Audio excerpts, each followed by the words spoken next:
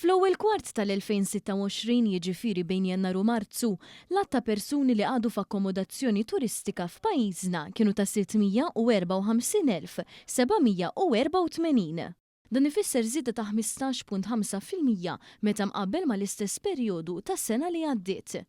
Dan ħareġ minn ċifri pubblikati mill-Uffiċċju Nazzjonali tal-Istatistika l-NSO fejn intqal li n-numru tal-jili li qattaw it-turisti f'pajjiżna bejn Jannar u Marzu tela għal 2,583,078 li jfisser żieda ta' 11% fuq l-ewwel kwart tas-sena li għaddiet. L-ikbar ammont tal-jili kien irreġistrat fil-lukandi ta' Erba' Stilel li kienu jammontaw għal 50.2% tal-jili kollha li qattaw it-turisti matul dan il-perjodu.